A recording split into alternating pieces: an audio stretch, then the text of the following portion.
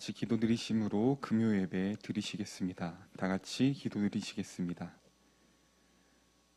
하나님 아버지, 참 감사드립니다. 이 시간 오늘 예배 가운데서 다시 저희를 불러주시고 주님의 말씀 앞에 우리의 어떤 마음들이, 그리고 어떤 모습들이 주님 앞에 합당하지 않은지를 다시 한번 깨닫게 해주시고, 그것들을 저희 힘으로 이겨내는 것이 아니라 주님의 그 은혜로 저희가 다시 한번 주님 앞에 세워질 수 있는 기회를 주셔서 너무나도 감사드립니다.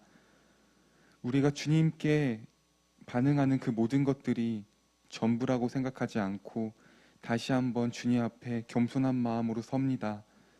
말씀 가운데, 찬양 가운데, 기도 가운데 우리가 주님께 반응하는 그 모든 것들 가운데 주님께서 다시 한번 되돌아보게 하시고, 주님의 말씀을 통해 주님께서 진정으로 말씀하시고자 하는 것이 무엇인지를 저희가 더욱더 집중하며 다시 새롭게 우리 마음 가운데 써 나아가는 그런 예배가 될 수 있도록 주님 인도하시옵소서.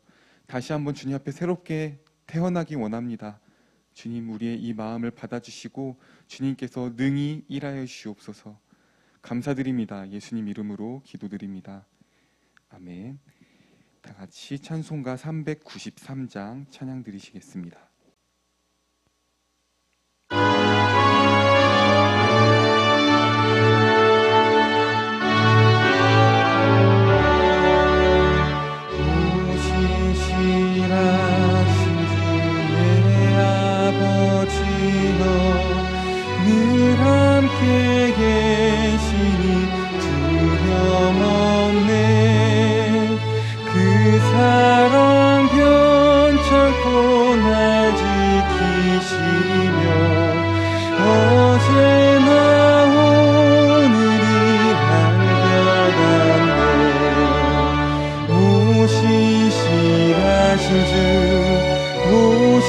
신실하신 주, 날마다 자비를 베푸시며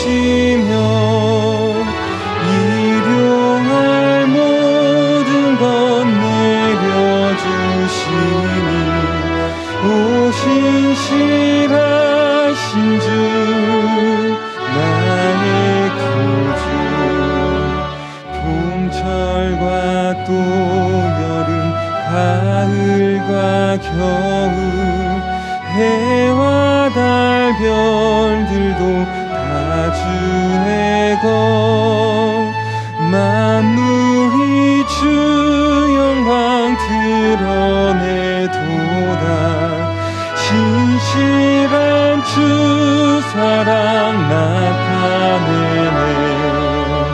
오 신실하신 주, 오 신실하신 주, 날마다 자비를 베푸시며 일용할 모든 것 내려주시니,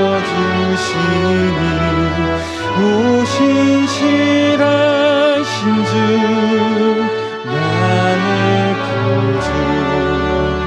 내 죄를 사하여 아니하시고 주 친히 오셔서 인도하네. 오늘의 힘되고 내일의 소망, 주만이 만복을 내리시네. 오 신실하신 주, 오 신실하신 주, 날마다 자비를 베푸시며 일용할 모든 것 내려주시니, 오 신실하신 주, 나의 오 신실하신 주, 오 신실하신 주, 오 신실하신 주, 날마다 자비를 베푸시며 일용할 모든 것 내려주시니,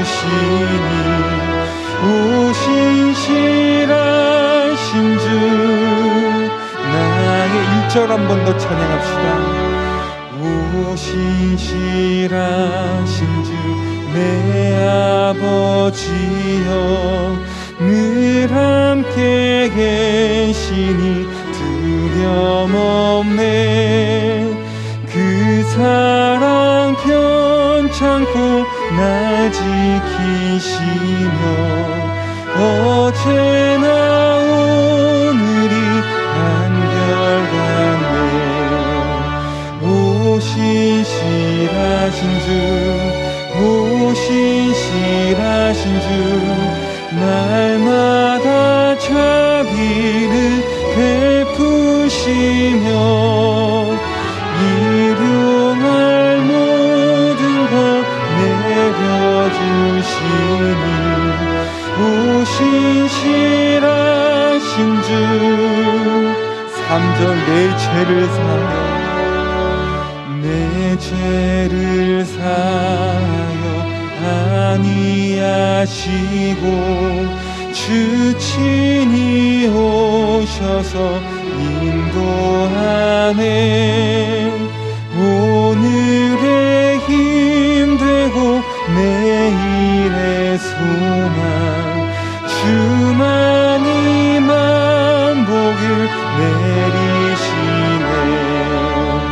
오 신실하신 주, 오 신실하신 주 날마다 자비를 베푸시며 일용할 모든 것 내려주시니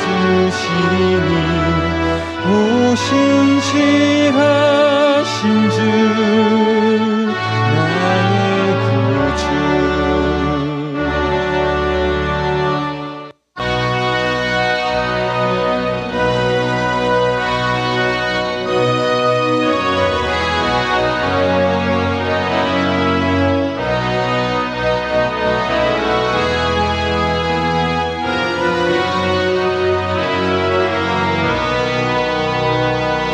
주 내 곁에 있을 때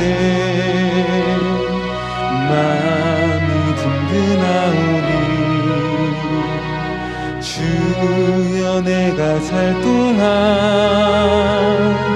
인도하여 주소서. 주여 주여 나를 인도하소서. 세상 살 동안 주여 인도하소서. 피난처인 예수여 세상 물결엄할 때 크신 은혜 베푸사 나를 숨겨주소서.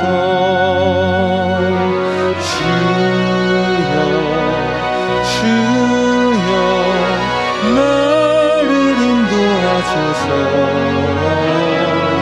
다른 세상 살 동안 주여 인도하소서.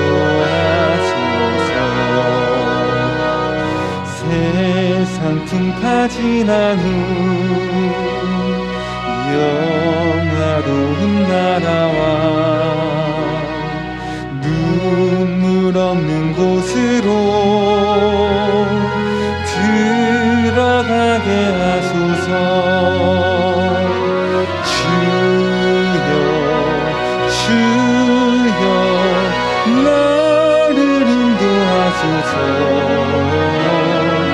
다른 세상 살 동안 주여 주여 나를 인도하소서. 주여 주여 나를 인도하소서. 다른 세상 살 동안 주여 인도. 1절 한 번 더 찬양합시다. 주의 곁에 있을 때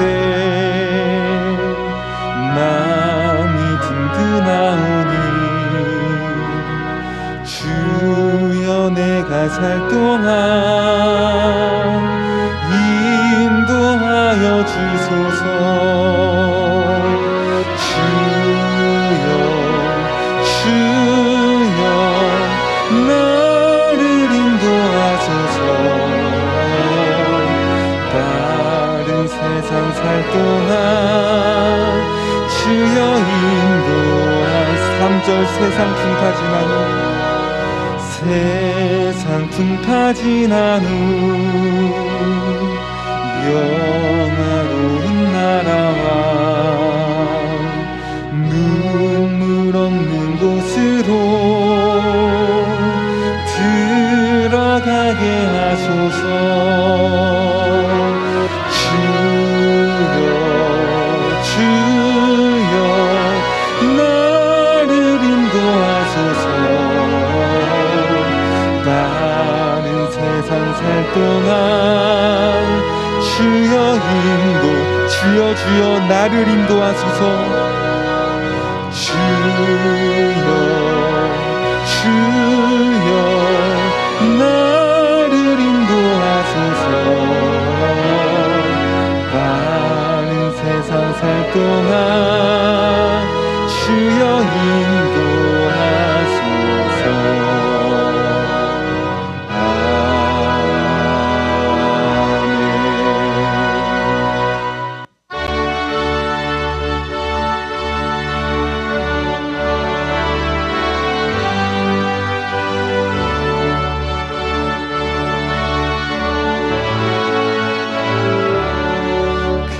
물결이 설레는 어두운 바다 저 등대의 불빛도 희미한데 이 풍랑에 배저 항해하는 이 작은 배 사공은 주님이라. 나 두려움 없네 두려움 없도다. 주 예수님 늘 깨어 계시도다. 이 흉흉한 바다를 다 지나면 저 소망의 나라에 이르리라. 큰 풍랑이 이대를 위협하며 저 깊은 물이 벌려 달려드나 이 바다에 노저 항해하는 이 작은 배 사공은 주님이라. 나 두려움 없네 두려움 없도다. 주 예수님 늘 깨어 계시도다. 이 흉흉한 바다를 다 지나며 저 소망의 나라에 이르리라. 그 소리로 물결을 면하시며 이 바다는 고요히 잠자리라. 저 동력이 환하게 밝아올 때 나 주 함께 이 바다 건너가리. 나 두려움 없네 두려움 없도다. 주 예수님 늘 깨어 계시도다. 이 흉흉한 바다를 다 지나며 저 소망의 나라에 이절 큰 풍랑이 이 배를 위협하며 저 깊은 물이 벌려 달려드나 이 바다에 항해하는 이 작은 배 사공은 주님이라. 나 두려움 없네 두려움 없도다. 주 예수님 늘 깨어 계시도다. 이 흉흉한 바다를 다 지나며 저 소망의 나라에 이르 큰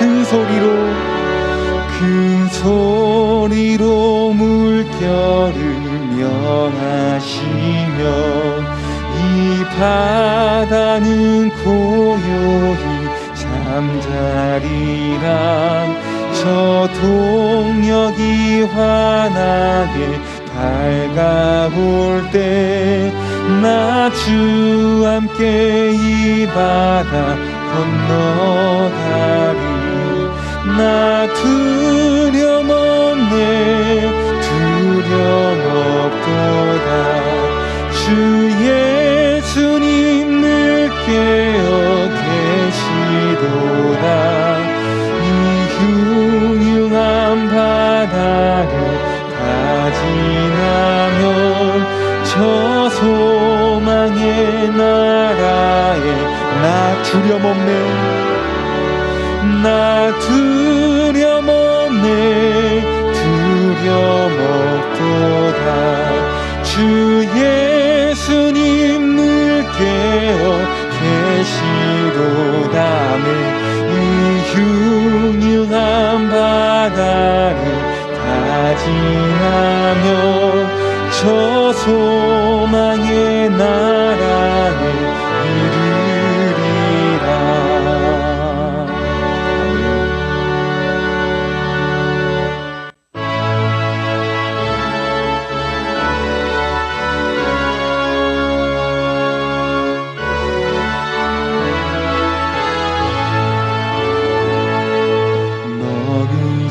걱정 말아라.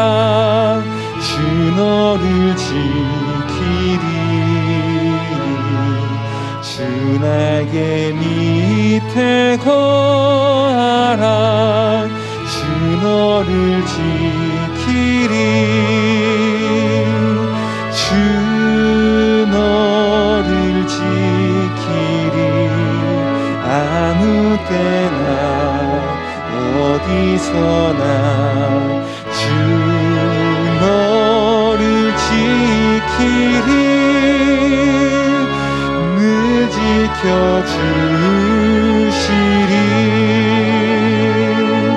어려워 낙심될 때에 주 너를 지키리. 위험한 일을 당할 때 주 너를 지키리. 주 너를 지키리. 아무 때나 어디서나 주 너를 지키리. 늘 지켜주시리. 너 쓸 것 미리 하시고 주 너를 지키리. 구하는 것을 주시며 주 너를 지키리. 주 너를 지키리. 아무 때나 어디서나 주 너를 지키리. 늘 지켜주시리. 어려운 시간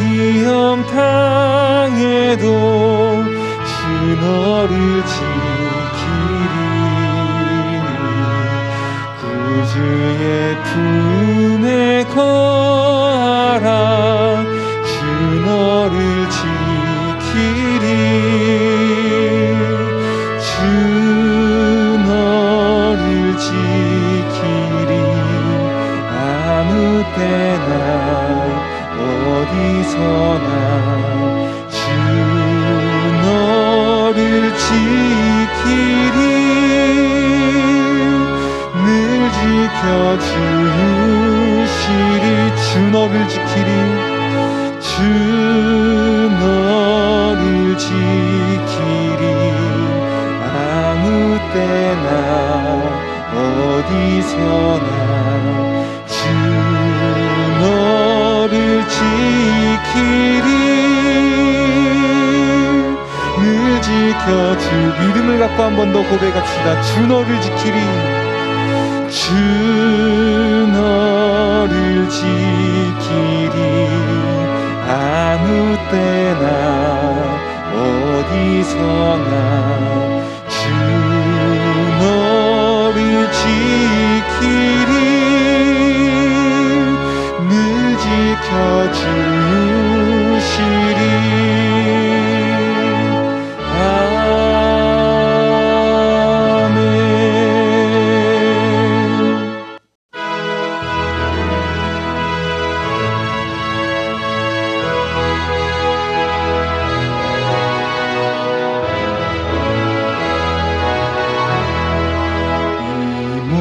소망 무언가 우리 주 예수뿐일세. 우리 주 예수밖에는 믿으리 아주 없도다. 주 나의 반석이시니 그 위에 내가 서리라. 그 위에 내가 서리라. 무섭게 바람 부는 밤 물결이 높이 설렐 때 우리 주 크신 은혜와 소망에 닿을 줄이라. 주 나의 반석이시니 그 위에 내가 서리라. 그 위에 내가 서리라. 세상에 믿던 모든 것 끊어질 그날 되어도 그 주의 언약 믿사와 내 소망 더욱 크리라.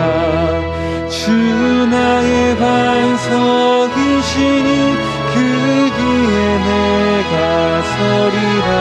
그 위에 내가 서리라. 바라던 천국 올라가 하나님 앞에 배울 때 구주의 의를 힘입어 어여치 바로 서리라. 주 나의 반석이시니 그 위에 내가 서리라. 그 위에 내가 주 나의 반석. 주 나의 반석이시니 그 위에 내가 서리라. 그 위에 주 나의 반석이시니 주 나의 반석이시니 그 위에 내가 서리라. 그 위에 3절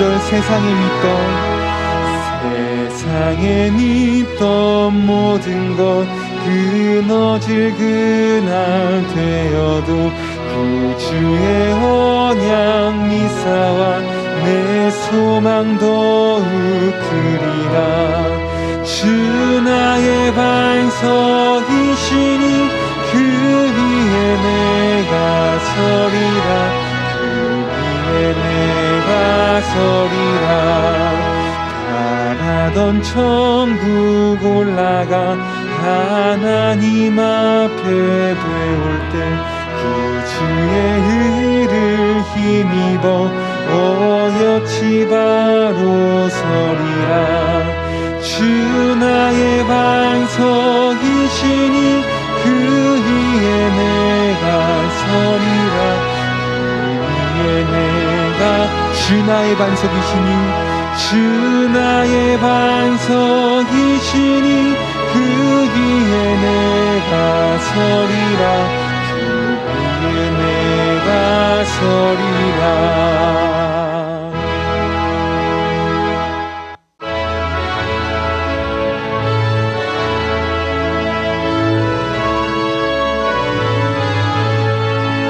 만세 반석 열리니 내가 들어갑니다.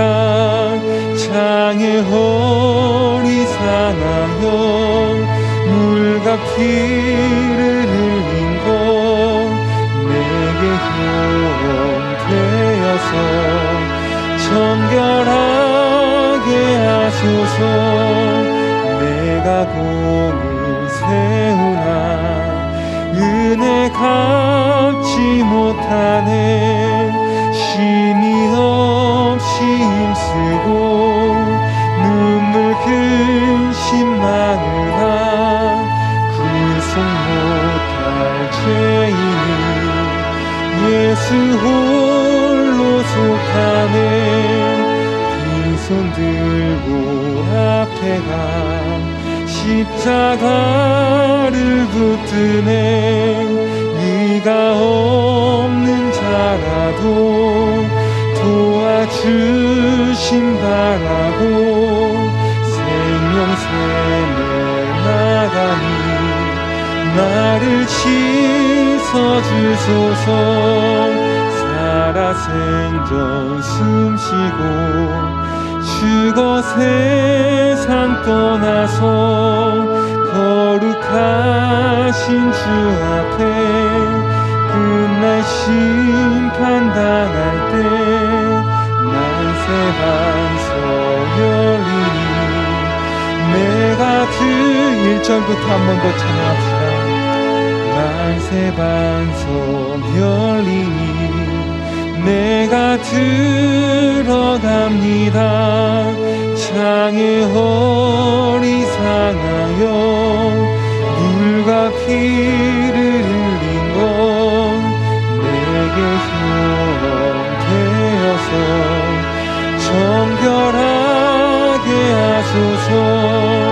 내가 공을 세우나 은혜 갚지 못하네. 쉼이 없이 힘쓰고 눈물 근심 많으나 구속 못할 죄인이 예수 홀로 속하네.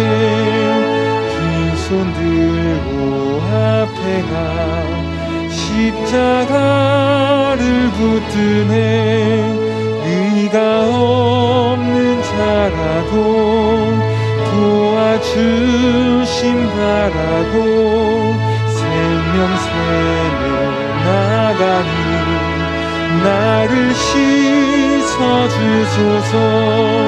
살아 생전 숨쉬고 죽어 세상 떠나서 거룩하신 주 앞에 끝날 심판당할 때 만세 반석 열리니 내가 들어간 1절 만세 반석 열리니 내가 들어갑니다.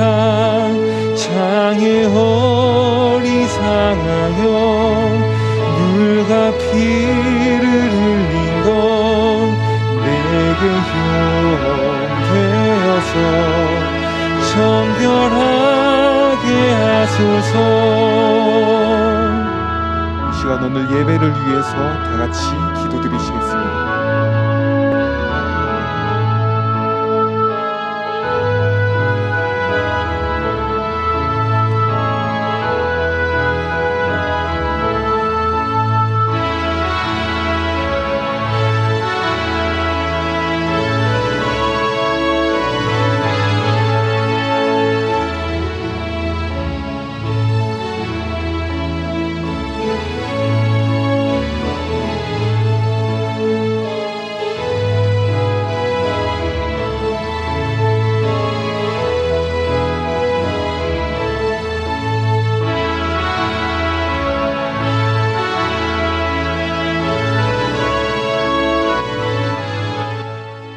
하나님 감사합니다. 하나님 예배할 수 있는 귀한 시간 저희들에게 주심에 감사합니다.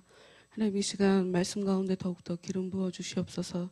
말씀을 제 생각으로만 저희들이 알고 있는 지식으로만 이해하는 것이 아니라 하나님께서 주신 그 은혜 가운데서 은혜를 따라 그 은혜를 힘입어 이 말씀을 이해할 수 있도록 하나님 도와주시고, 더 나아가 이 말씀을 가지고 저희들의 영혼에 진정한 힘을 삼을 수 있는, 영생의 복으로 삼을 수 있는, 하나님께 나아갈 수 있는 진정한 은혜로 삼을 수 있는 그런 복된 예배가 되어질 수 있도록 하나님 저희들 가운데 성령으로 역사하여 주시옵소서. 믿음이 아니고서는 믿음으로 하지 않은 모든 것이 죄라고 얘기하신 이 말씀을 기억합니다. 하나님 이 시간 믿음으로 말씀을 듣게 하시고 믿음으로 말씀을 대할 수 있도록 하시고, 또 그 믿음 가지고 들은 말씀, 들은 깨달음 가지고 기도할 수 있도록 하나님 저희들을 이끌어 주시옵소서. 교회에 속해 있는 사람들 한 사람 한 사람 찾아가 주시고 그들의 삶에 역사하고 있는 그 하나님의 그 역사하심으로 인해서 그들의 삶 속에 이미 너무 많이 버려져 놓은 마귀들의 모든 그 일들이 온전히 사라질 수 있기를 간절히 소망합니다.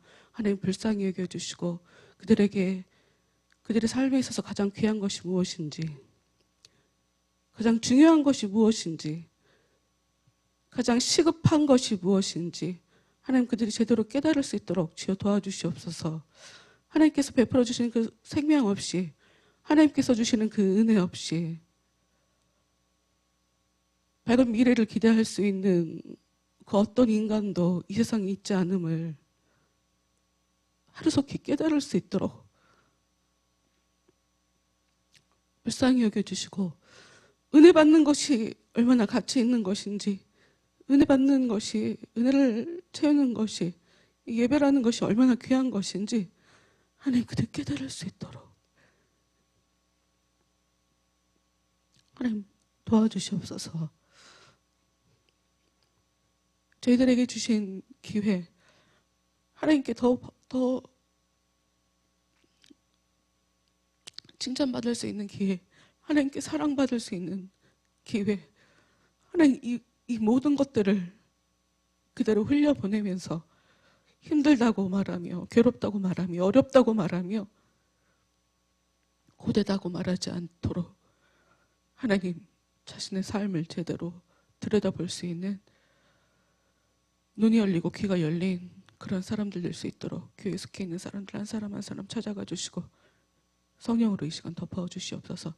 끝날 시간까지 말씀 가운데 풍성하게 기름 부으시며 심히 기름진 기름 부음이 멍에를 끊는다 하신 그 말씀이 저희들 가운데서 온전히 현실이 되어서 성취가 되어서 저희들을 붙잡고 저희들을 이끌어 나가고 끌고 다니고 있는 마귀의 그 속박으로부터 벗어날 수 있는 진정한 예배가 되게 하여 주시옵소서. 예수님 이름으로 기도합니다. 아멘.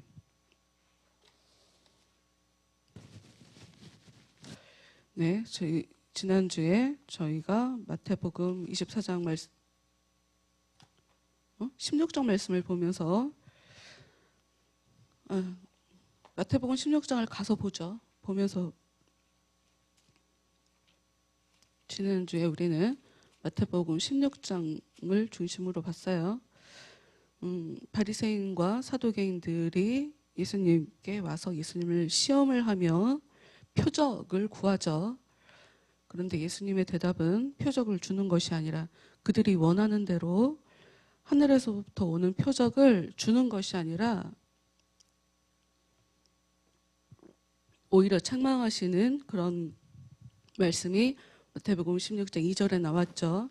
너희들이 하늘을 보면서 저녁에 하늘을 보면서 다음 날이 어떻겠다 하고 그것도 알아맞히고 아침에 일어나서 하늘을 보며 오늘 날씨가 어떻겠다라고 분별할 줄 아는데 이 시대의 표적을 너희들이 분별할 줄 모른다라고 하는 예수님의 책망. 그러면서 너희들은 악하고 음란한 자들이고 그러니 너희들이 표적을 구해도 너희들한테는 표적을 줄 수 없다. 표적을 주지 않겠다. 너희들이 갖게 되는 표적, 너희들이 보게 되는 표적은 하나밖에 없다. 그것은 요나의 표적이다 라고 하면서 모든 일이 다 끝난 후에야, 내가 죽고 살아난 후에야, 요나처럼 예수님도 사흘 만에 죽었다가 다시 살아나는 내 모습, 그 표적, 그 놀랄만한 기적을 본 후에야 내가 어떤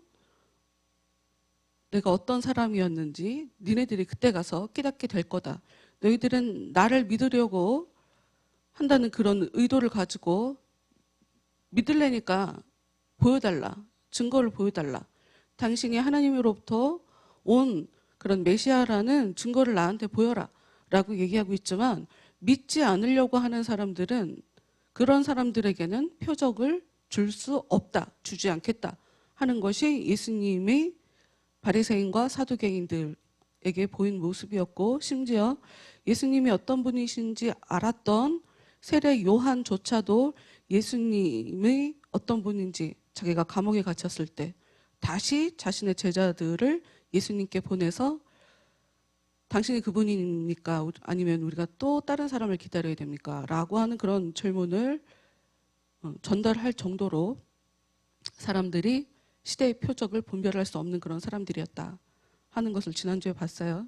그래서 한동안 뭐 이번 주, 다음 주, 앞으로 그 다음 몇 주 동안 이 시대의 표적에 대한 걸 좀 보려고 해요. 다시 말씀드리지만 이 시대의 표적은 어떤 의미이냐? 예수님이 재림하신다고 할 때, 예수님이 다시 오신다고 할 때 그 일 전에 나타나는 현상들이에요. 그 전에 나타나는 그 어떤 사건들이라고 봐야죠. 그러니까 특정한 어떤 일이 일어난다라고 한다면 이 일 이후로 예수님의 재림이 일어난다 하고 성경이 얘기하고 있다는 거죠. 그런데 우리가 지금 마태복음 16장에서 본 것처럼 바리새인과 사두개인들이 와서 예수님께 표적을, 하늘로부터 오는 표적을 요청한단 말이죠. 그런데 이들이 구하는 이 표적은 하나님이 사람들한테 보여주는 표적의 의미와 다르다. 그러니까 하나님께서 사람들에게 표적을 주시는 이유는 하나밖에 없어요. 하나님이 사람들에게 표적을 주시는 목적은 딱 하나밖에 없어요. 사람들을 믿게 하는 거예요. 믿게 하는 거. 그런데 바리새인과 사두개인들은 예수님에 대해서 믿으려고 표적을 구한 게 아니라 예수님을 시험하려고 온 사람들이에요. 그리고 이제까지 너무 많은 일들을 예수님께서 이 땅에서 하셨기 때문에 그것만 봐도 이분이 평범하지 않은 분이다 하는 것을 알아채었어야 됐는데 그들은 그러지 않았다. 여러 가지 이유가 있어요. 이제 그 부분은 이제 조금 가서 뒷부분에 가서 얘기를 하도록 하죠. 어찌됐건 이 바리새인과 사두개인들이 이들은 지도자죠. 백성들의 지도자예요. 백성들에게 하나님이 어떤 분인지를 알려주는 분이고 하나님이 우리 백성들에게 어떤 일을 하셨는지, 우리 이스라엘 사람들에게 어떤 일을 하셨는지를 가르쳐주는 사람이고 우리가 어떻게 하면 하나님 앞에 잘 살아남을까를 가르쳐주는 지도자들이란 말이에요. 근데 이들이 정말 중요한 영적 감각이 없었다. 영적으로 무지한 사람들이었다. 알긴 알았지만 정작 중요한 것을 알지 못하는 사람들이었다라고 하는 것이 성경의 증언이에요. 이게 어떤 의미일까를 생각해 봤어요. 한동안 정치 얘기를 하면서 사람들이 정치 얘기하면 너무 불편해 할 수 있으니까 안 했는데 해도 될 것 같아 갖고 할게요.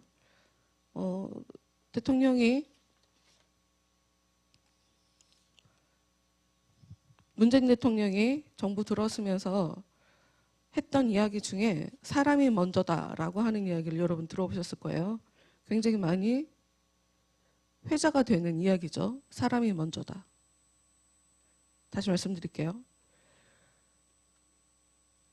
바리새인과 사두개인들은 지도자라고 하는 사람들이었는데 정작 중요한 영적 감각이 없는 사람이었어요. 진짜 중요한 걸 모르는 사람들이었어요. 알지만 알지 못하는 사람들이었다고요. 자기들이 안다고 착각하는 사람들이었다고요. 근데 왜 사람이 먼저다 얘기를 하냐면 사람이 정말 먼저라고 하신 게 대통령이 맞다면 좋은 사람을 장관들로 세우셔야 되는 게 맞죠. 그렇죠. 사람이 먼저라고 했으니까. 근데 문제가 있는 사람도 장관에서 뭐 다른 사람은 얘기할 거 없고 그냥 국토부 장관 문제가 있는 것 같은데 그냥 그 자리에 그냥 냅두더라고요. 그러니 그 대통령이 얘기하는 사람이 먼저다 하는 이야기를 정말 그렇게 믿고 그렇게 생각하고 그렇게 살고 있다 하는 대통령은 그런 사람이다라고 도저히 그렇게 봐줄 수가 없다는 거예요. 그런 거죠. 가르치면서 진짜 중요한 걸 모르는 사람들이었다. 그러니 예수님 자체가 시대의 표적이라고요. 예수님 자체가, 예수님이 이 땅에 나타나셨다는 건 하나님이 이제 심판하실 거다라는 사인이라고요. 예수님의 재림 전에 시대의 표적이 나타난다고 했죠. 예수님 재림 전에 그 어떤 특징적인 현상들이나 사건들이 일어난다고 했어요. 이걸 시대의 표적이라고 하는데, 예수님이 재림하실 때 어떤 일이 일어나냐?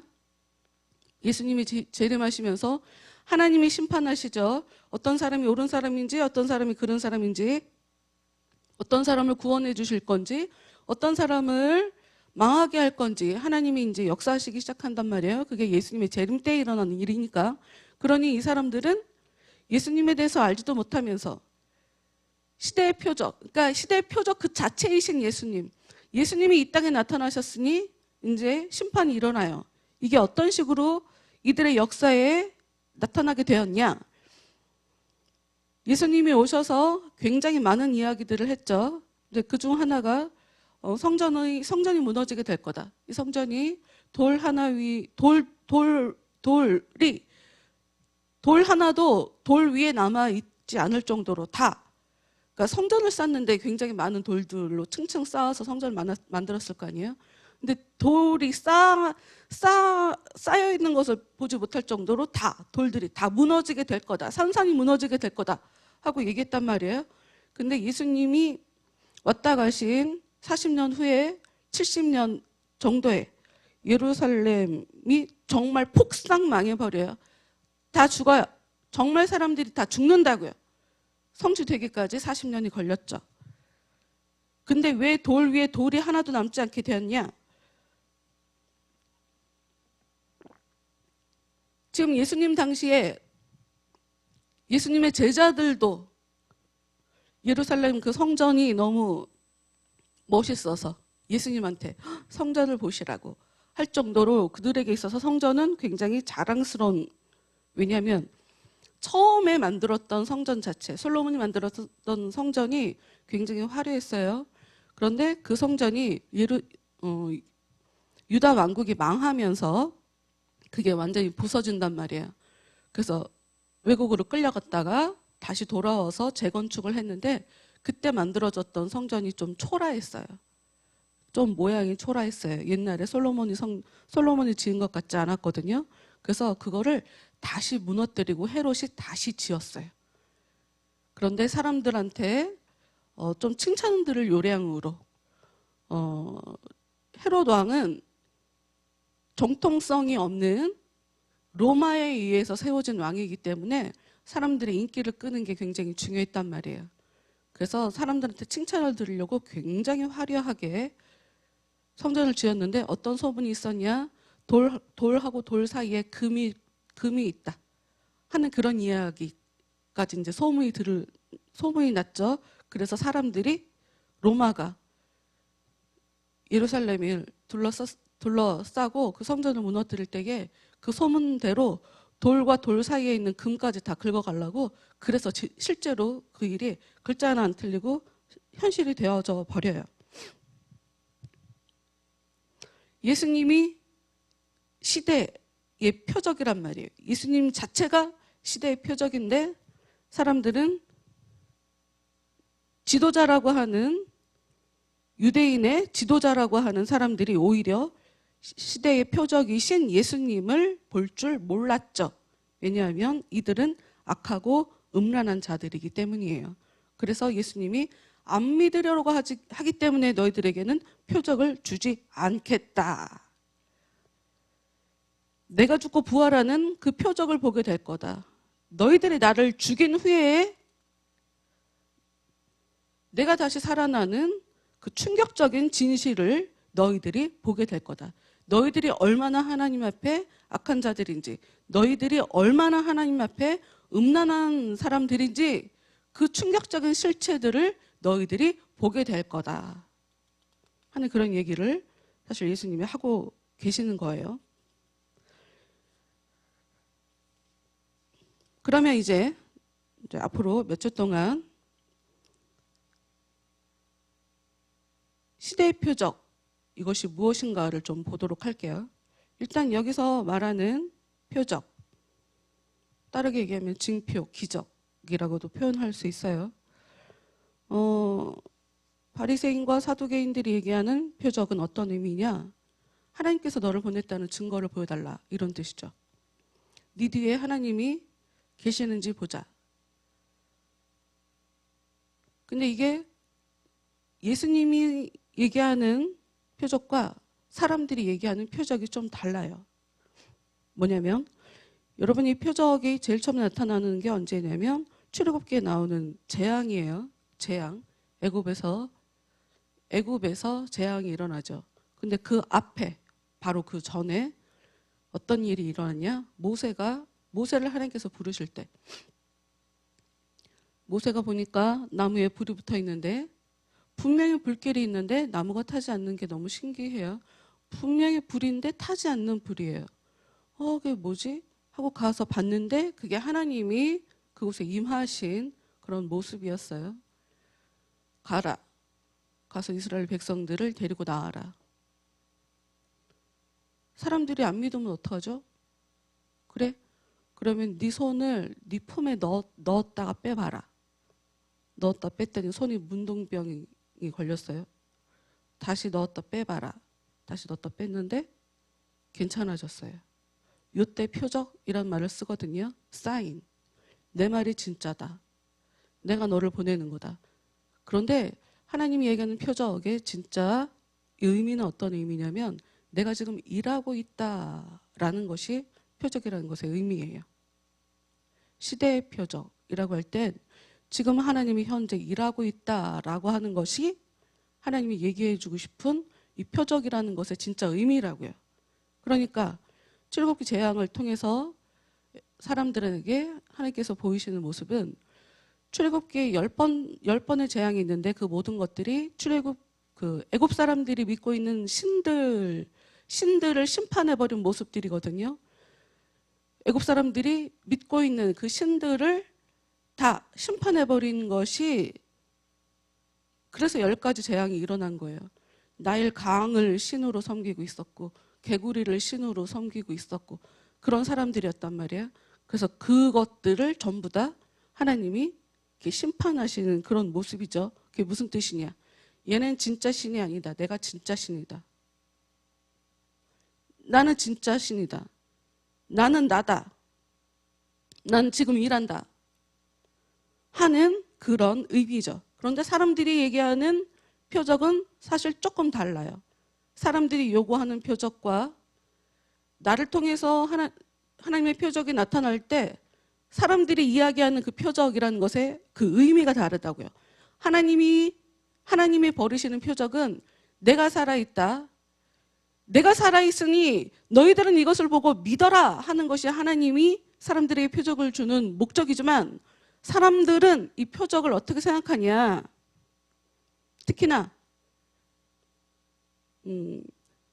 하나님이 나를 보냈다라고 할 때 사람들은 이렇게 생각하죠. 봐, 이렇게 표적이 나타나지 하나님이 나를 보냈다는 증거야. 그러니까 하나님이 살아계시다라는 증거가 아니라 나에 대해서 지금 초점이 맞춰 있단 말이에요. 그리고 보는 사람들은 어디에 초점이 맞춰 있냐? 와, 대단한 일이 일어난다에 초점이 맞춰 있어요. 이 표적의 진짜 주인공은 하나님이에요. 표적을 통해서 하나님을 보이고 싶은 거예요. 근데 사람들은 자기가 보고 싶은 대로 본단 말이에요. 그러니까 그래서 예수님이 사람들이 미혹당하지 않게 조심해야 된다 하는 그런 얘기를 한 거거든요. 그러니까 표적 그 자체, 놀라운 일이 일어났으니까 와, 대단한 일이 일어났어. 기적이 일어났어. 하고 그것에 놀랜다. 그 사람은 지금 영적인 지식이 없는 사람인 거예요. 정작 중요한 거를 모르는 사람이에요. 내가 눈으로 봤지만 진짜 중요한 걸 보지 못한 사람인 거예요. 알지만 알지 못하는 사람처럼 봤지만 진짜 봐야 할 것을 보지 못한 거라고요. 와, 정말 대단하다. 와, 대단한 일이 일어났다. 그러니 그런 사람한테 예수님께서 뭘 보여주시겠어요? 예수님의 의도도 모르고 이 표적을 일으키시는 하나님의 의도도 모르는 사람들한테 무슨 기적을 보여주겠냐고. 그 예수님이 계속 안 보여주시는 거예요. 그래서 사람들이 이런 일이 벌어지면 그 사람을 중심으로 와, 저 사람 대단한 사람이다. 저 사람을 중심으로 모이죠. 사람을 중심으로. 교회를 가죠. 뭐 그 대단한 분을 초청을 해갖고 사람들한테 막 기적적인 일들을 막 보여주죠. 믿는 거랑 대체 무슨 관련이 있는지. 대체 무슨 관련이 있는 거예요? 사람이 영광을 받아먹으면 안 되죠. 나를 통해 이렇게 기적이 일어난다. 자기를 과시한단 말이에요. 예수님은 자기 과시하러 오신 분 아니거든요. 계속적으로 얘기했어요. 마귀가 요구했던 거예요. 너 저기 높은 성전에서 뛰어내려 봐. 너를 증명해 봐. 마귀가 요구한 거예요. 자기도 모르지만 자기들도 모르게 지금 바리새인과 사두개인들은 마귀가 원하는 똑같은 요구를 예수님한테 하고 있는 거예요. 자기가 무슨 말을 하고 있는지 자기들이 모르는 거예요.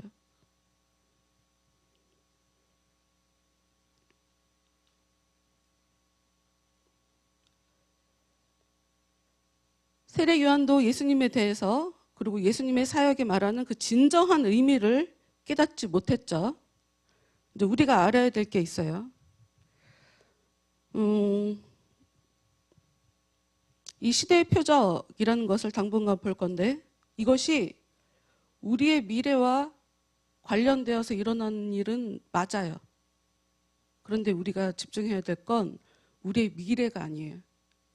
이 사역이 아니 어떠한 사인이 일어난다. 어떤 시대의 표적이 나타난다. 그러니까 앞으로 어떤 일이 벌어지겠다. 여기에 집중을 하면 안 되고 이 일은 지금 하나님이 역사하고 계신다라고 하는 그런 눈으로 봐야 되는 건 거예요. 이 시대의 표적.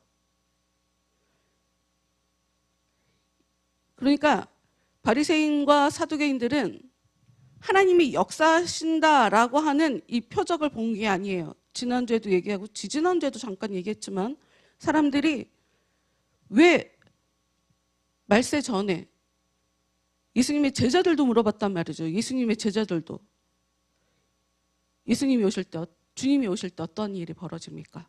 어떤 일이 벌어지게 됩니까? 어떤 징조가 벌어지게 될 겁니까? 물어봐요. 안타깝게 바리새인과 사두개인들이 물어본 질문과 같은 질문이거든요. 그들이 왜 물어보냐? 안 죽으려고. 안 죽으려고. 살아남으려고. 그 일이 벌어지면 그때 정신 차리려고. 그거는 하나님에 대해서 모르기 때문에 하는 것이다. 어쨌든 뭐 뒤에 것을 계속 같이 봐야 우리가 이해할 수 있는 거고 시대의 표적이라는 것을 이제 당분간 얘기할 건데 이 시대의 표적은 우리의 미래의 운명과 관련 지어서 일어나는 것이 진짜 중요한 게 아니다. 이게 본질이 아니다 하는 걸 계속 얘기할 거예요. 관련이 있긴 있죠. 왜냐 하나님이 믿으라고 주신 표적을 안 믿으니까 이 사람들이 심판받을 테니 미래에 관련이 있어요. 근데 여기서 얘기하고 싶은 건 미래와 관련 지어서 그 어떤 예언적인 의미로 시대 표적이라는 것이 우리한테 주어지는 것이 아니라 믿어라! 내가 지금 일하고 있다! 하나님이 진짜 살아계시다! 하는 것을 보여주기 위한 것이 시대의 표적이라는 거예요. 그게 본질이라는 거죠. 그 생각을 가지고 이제 시대의 표적이 뭔지 얘기할 거예요. 일단 우리가 신명기 13장 1절 말씀을 먼저 보도록 할게요. 신명기 13장 1절부터 5절. 신명기 13장 1절부터 5절. 너희 중에 선지자나 꿈꾸는 자가 일어나서 이적과 기사를 내게 보이고, 여기 보면 이적, 기사 나오죠. 놀라운 일, 기적 같은 일, 깜짝 놀랄 만한 일, 이런 것을 내게 보이고, 그가 네게 말한 그 이적과 기사가 이루어지고 너희가 알지 못하던 다른 신들을 우리가 따라 섬기자고 말할지라도 너는 그 선지자나 꿈꾸는 자의 말을 청종하지 말라. 이는 너희의 하나님 여호와께서 너희가 마음을 다하고 뜻을 다하여 너희의 하나님 여호와를 사랑하는 여부를 알려하사 너희를 시험하심이니라. 너희는 너희의 하나님 여호와를 따르며 그를 경외하며 그의 명령을 지키며 그의 목소리를 청종하며 그를 섬기며 그를 의지하며 그런 선지자나 꿈꾸는 자를 죽이라. 이는 그가 너희에게 너희를 애굽 땅에서 인도하여 내시며 집되었던 집에서 속량하신 너희의 하나님 여호와를 배반하게 하려 하며 너희의 하나님 여호와께서 내게 행하라 명령하신 도에서 너를 꿰어내려고 말하였음이라. 너는 이같이 하여 너희 중에서 악을 제할지니라. 가짜 선지자, 꿈꾸는 자가 일어나서 사람들에게 놀랄 만한 일을 보여주면서 우리가 다른 신을 가서 섬기자. 따라와. 내가 진짜야. 라고 하면 따라가지 마라. 그 말을 듣지 마라. 그 일이 벌어진다는 건 하나님이 지금 너희들을 시험하는 거다. 너희들이 나를, 하나님을 사랑하는 건지 시험하려고 벌이는 일이다. 하고 이스라엘 백성들이 처음 만들어졌을 때 모세를 통해서 하나님께서 이스라엘 백성들에게 주신 말씀이에요. 이 말씀을 보고 마태복음 24장 가서 봅시다. 마태복음 24장 말씀 3절, 마태복음 24장 3절. 예수께서 감람산 위에 앉으셨을 때에 제자들이 조용히 와서 이르되 우리에게 이르소서 어느 때에 이런 일이 있겠사오며 또 주의 임하심과 세상 끝에는 무슨 징조가 있으리오리까. 아까 말씀드렸던 바리새인뿐만 아니라 예수님의 제자들도 궁금해했어요. 이 시대의 징조에 대해서. 근데 예수님의 대답은 무엇이냐? 예수님께서 대답하여 이르시되 너희가 사람의 미혹을 받지 않도록 주의하라. 많은 사람이 내 이름으로 와서 이르되 나는 그리스도라 하여 많은 사람을 미혹하리라. 또 10절 말씀 볼게요. 10절. 그때 많은 사람이 실족하게 되어 서로 잡아주고 서로 미워하겠으며 거짓 선지자가 많이 일어나 많은 사람을 미혹하게 했으며 불법의 성함으로 많은 사람의 사랑이 식어지리라. 지금 같은 얘기예요. 신명기 13장에 나온 말씀과 지금 예수님께서 하신 마태복음 24장의 말씀은 같은 얘기예요. 살려고 하는 그 마음. 그러니까 하나님을 사랑하는 사람은 마음이 흔들리지 않아요. 이 땅의 삶이 전부가 아니라는 것에 대해서 믿음이 있죠. 거기까지 가면 너무 멀리까지 간 것처럼 느낄 수 있어요. 진정한 믿음이 우리 안에 찾아온다면 이 땅에서의 삶이 전부가 아니라는 것에 대해서 알게 돼요. 그리고 또 다른 한편 믿는 자는 구원해 주신다는 것을 알기 때문에 하나님을 사랑하는 마음만 계속 갖고 있다면 걱정이 없어요. 하나님은 지속적으로 구약 성경에 계속적으로, 그리고 이 마태복음 24장에서도 끝까지 남아있는 자는 구원해 준다는 것이 하나님의 약속이란 말이에요. 그러니까 중요한 건 하나님을 사랑하냐 사랑하지 않냐, 하나님을 믿냐 이게 중요하단 말이죠. 근데 이 미혹이 언제 일어나나, 사람들이 언제 사람들을 미혹하게 하는 거짓 선지자들이 일어나나, 사람들을 미워할 때, 하나님을 미워할 때. 하나님을 사랑하는 사람은 사람을 사랑할 수밖에 없어요. 여러분 그걸 아셔야 돼요. 사람을 사랑하지 않으니까 사람 10절 말씀 볼게요. 서로 잡아주고 서로 미워한다라고 하면서 사람들을 미워하니까 거짓 선지자가 일어난 게 아니에요. 믿음을 잃어버려서 신앙이 실족하게 되니까 사람들을 미워하게 되는 거고,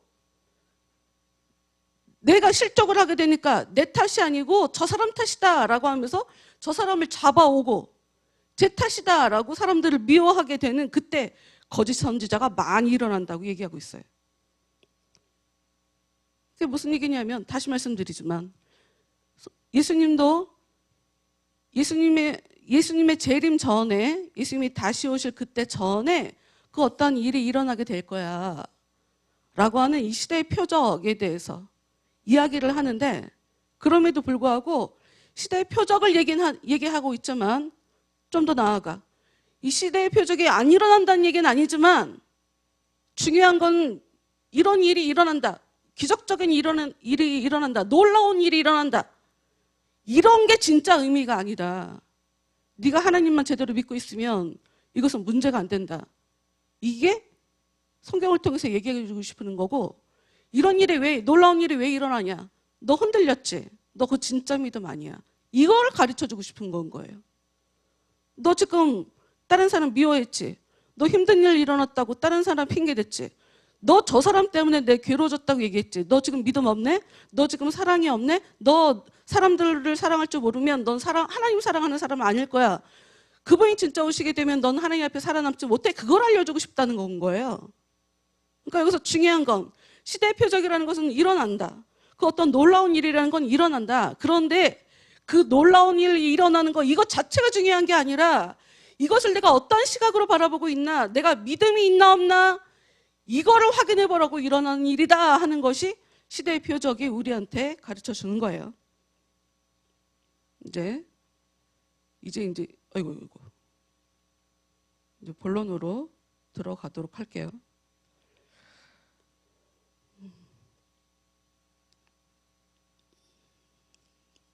시대의 표적.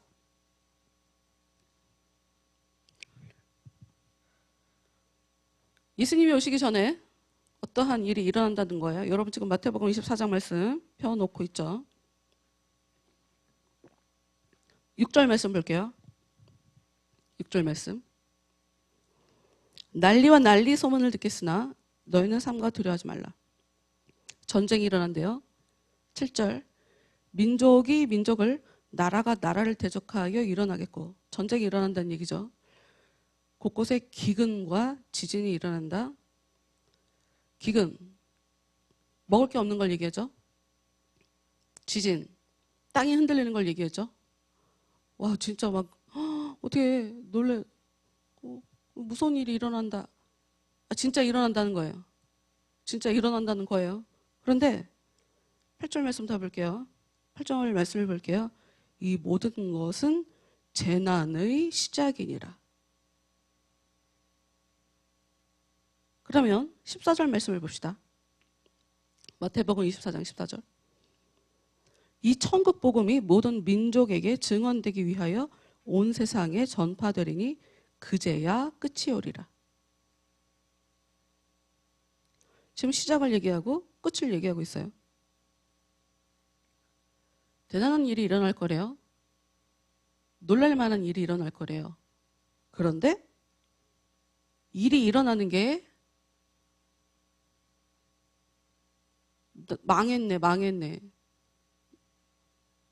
싹 다 망했네. 다 죽었네. 그렇게 생각할 일이 아니라는 거예요. 놀라운 일이 일어나는 것이. 오히려 끝은 언제 오냐? 14절. 모든 민족에게 천국 복음이 증언되면 오히려 끝이 온다라고 얘기하고 있죠. 이게 굉장히 쉬운 말인 줄 알았어요. 근데 이게 되게 어려운 말이더라고. 이제 이거를 이해하기 위해서 중간에 여러 작업을 좀 우리가 할 거예요. 시대의 표적. 사람들은 이 시대의 표적이라는 것이 이게 왜 그냥 간단하게 얘기할 수 없냐. 구약의 배경을 갖고 있죠. 구약의 배경을 갖고 있고 구약에서 지속적으로 이야기를 하셨어요. 이런 일이 있을 거다. 말세가 되면 뭐 이런 일이 일어날 거다. 뭐 이런 얘기가 계속 구약의 선지자들을 통해서 계속 얘기를 했었기 때문에 사람들은 말세가 되면 어떤 일이 일어나겠구나. 그러니까 예수님 오시기 전에, 아니 예수님 오시기 전에란다. 하나님의 나라가 이 땅에 세워지기 전에 어떤 일이 일어나겠구나. 어떤 징조가 일어나겠구나. 그것을 보면 와, 하나님이 이제 하나님의 나라가 이 땅에 세워지려나 봐. 그거를 성경을 보면서 사람들은 계속 기다리고 있었어요. 그리고 또 하나, 성경을 해석하는 많은 학자들이 있었어요. 유대인들에게는. 근데 이들은 하여튼 이들은 일반적으로 종말에 대해서 이 관심이 되게 많았어요. 왜냐? 그들의 삶이 쉽지 않았기 때문이에요. 그들이 지금 그들을 지배하고 있는 나라가 있다고요. 나라가 망해서 페르시아에 끌려갔다가 돌아왔는데, 아니 바벨론에 끌려갔다가 돌아왔는데 그 이후로 그들은 페르시아, 로마 이런 식으로 그 나라가 독립이 된 게 아니고 계속적으로 그들을 다스리는 대상들만 바뀔 뿐 계속 그렇잖아요. 우리가 뭐 살아보진 않았지만 일제시대에 우리나라가 어떤 취급을 당했는지 우리는 아니까 알잖아요. 우리가. 그래서 사는 게 어떻겠다 대충 짐작이 간다고요. 일본에게 어떤 취급을 받으며 살았다 대충 짐작이 된다고요. 근데 성경에서 계속적으로 내가 내 아들을 보낼 거다. 그때가 되면 내가 누굴 보낼 거다. 그래서 그 나라를 회복시켜 줄 거다. 이런 말씀을 계속 그 희망을 얘기하고 있으니까 사람들 입장에서는 와, 성경을 보니까 그분이 오신대. 우리를 구원해 주실 메시아가 오신대. 구원자가 오실 거래. 그러면 이 사람들은 계속 사람들을 계속 보는 거예요. 이 사람이 우리의 메시아일까? 아, 이 사람이 아니었네? 아, 그럼 이 사람이 또 메시아일까? 이 사람도 아니었네? 사실 이런 시각으로 이들은 400년을 지낸 거예요. 400년을. 예수님 오실 때까지. 그러니 이들의 사고방식 가운데 어떤 사고방식이 일어나냐? 종말의 때가 올 거다. 그러니까 이들이 생각하는 종말은 종말은 두 가지 양상을 가지고 있죠. 뭐냐? 하나님의 자녀들이 구원받아요. 회복되는 일이 일어나고 하나님을 대적하는 자들이 망하는 일이 일어나요. 근데 이 유대인들은 자기들이 하나님을 믿고 있다고 생각한단 말이죠. 그러니 이들은 하나님의 나라가 이 땅에 도래하면 어떤 일이 벌어지냐? 우리를 괴롭히는 저 사람들을 다 하나님이 질겅질겅 밟아줄 거다. 우리를 대신해서 다 복수해 줄 거다라고 그 하나님의 나라, 그 종말의 그 때를 기대하고 사모하며 그때를 가져올 그 메시아를 계속 대망하는 마음으로 그렇게 살아왔단 말이에요. 그래서 한 걸음 더 나아가 이런 일이 벌어지면 그분이 오시면 이런 일이 벌어진대 하는 것이 그들의 연구 관심사였어요. 누군지는 모르지만 그분이 오시면 이런 일이 일어난대 라고 하는 것은 열심히 연구했다고요. 그분이 베들레헴에서 태어나신대. 뭐 이런 말씀. 그분은 어린 양같이 찢기신대. 이런 거. 그러니까 성경에서 얘기하는 메시아가 오시면 우리를 회복하시고 어떤 분이 메시아인지는 몰라.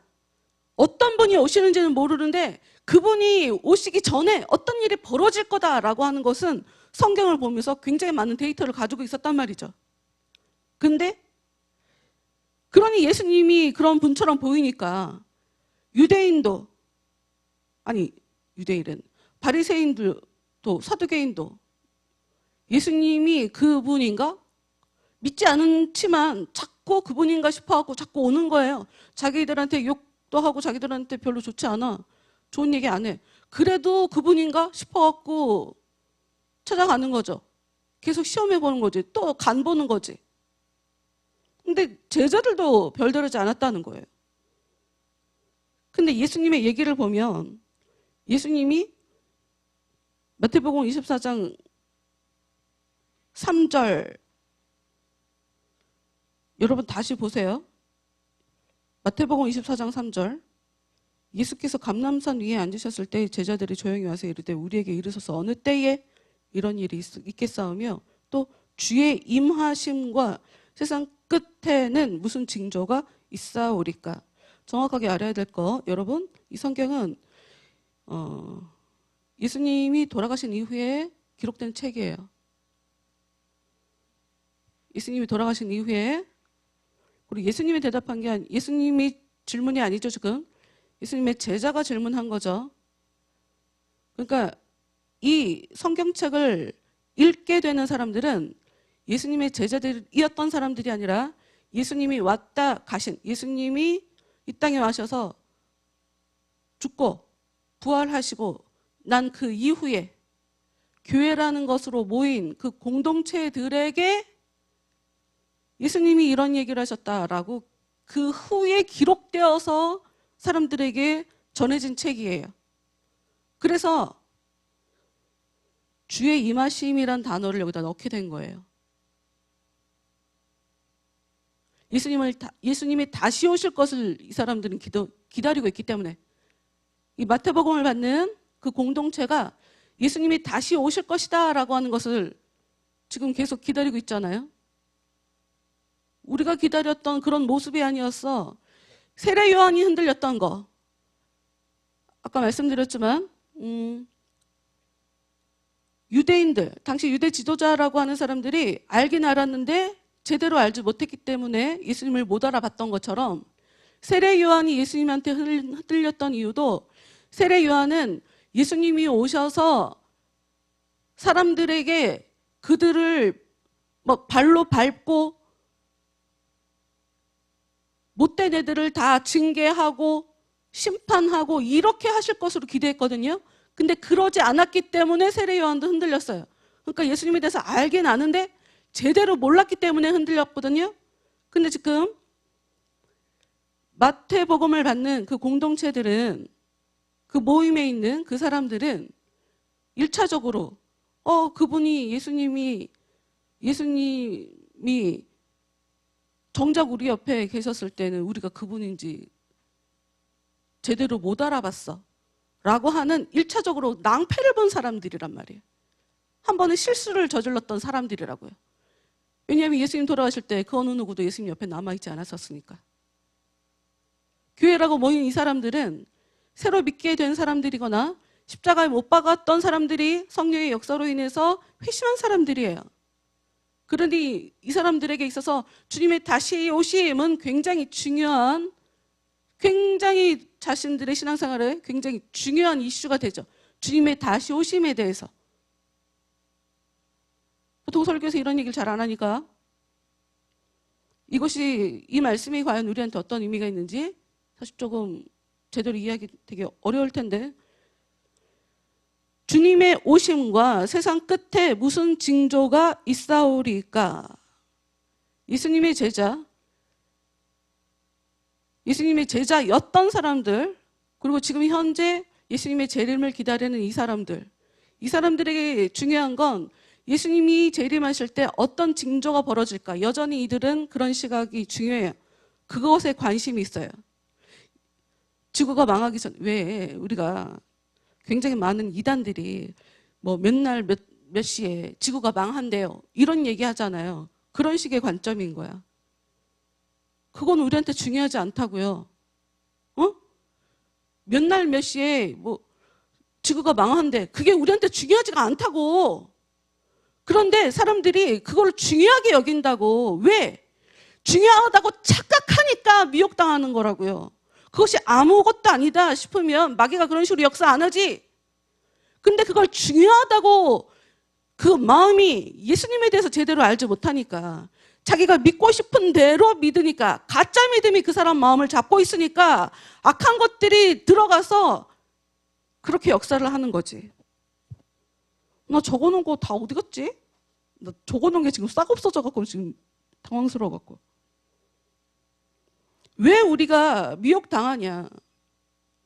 사람들이 뭐가 중요한지를 모르니까. 보이는 것이 진짜 중요한 게 아닌데, 와, 보이는 것이 진짜 중요하구나를 생각하니까 마귀의 역사가 봐. 여기 보이는 거 대단한 일을 내가 너한테 보여줄게. 약한 게 그거니까. 지금 무슨 얘기하는지 알아요? 중요한 것도 아닌데 중요하다고 생각하니까 가짜 믿음이 그 사람을 잡고 있으니 마귀가 그 사람에게 역사를 한다는 거예요. 그러니 예수님의 얘기는 야, 징조는 중요하지 않아. 하나님의 주권이 중요해. 그러니까 하나님이 당신이 하고 싶을 때 하시는 거야. 나도 언제 일어나는지 몰라. 어느 때인지 몰라. 대신 무슨 일이 일어나는지 정도는 알아. 그거에 대해서 얘기해 줄게 라고 하면서 쭉쭉쭉쭉 얘기를 해주는데 제일 처음에 얘기하는 것이 바로 미혹. 무슨 얘기냐? 미혹당하는 일이 일어난다. 세상 끝이 일어날 거죠. 세상 끝, 예수님의 재림이 일어난다는 뜻이에요. 미혹당하는 어떤 사람들이 있다고 한다면 요거에 대해서는 한 다음 주나 다다음 주에 한 번 더 얘기를 할게요. 요거 이해하려면 참 쉽지 않으니까. 근데 일단 여러분, 주님의 임하심, 주님의 재림으로 얘기하고 있는 이 주님의 임하심, 요것에 대해서 우리가 조금 봐야 될 것 같아요. 요거를 이해를 해야 시대의 표적에 대해서 우리가 굉장히 많이 오해를 하고 있는 요 오해하는 요 부분을 좀 밝혀낼 수가 있거든요. 주님의 임하심이 우리가 볼 땐 주님이 다시 오시는 거 그거 생각하고 있잖아요. 그런데 성경은 신약 성경에서 총 24번을 이 단어를 사용을 해요. 임하신다라는 이야기를. 그런데 우리가 생각하는 임하심과 좀 달라요. 뭐냐? 바울이 사람들에게 갔다. 바울이 우리에게 왔다를 얘기할 때 이 단어를 써요. 그러니까 우리가 생각하는 임하심은 그분이 우리한테 오시는 강림하시는 맞아요. 강림이란 단어에도 써요. 근데 이거를 좀 거품을 걷어내고 나면 어떤 의미냐면 그분이 우리에게 오실 때라는 뜻이에요. 그분이 우리에게 오실 때 어떤 일이 벌어집니까? 라는 얘기예요.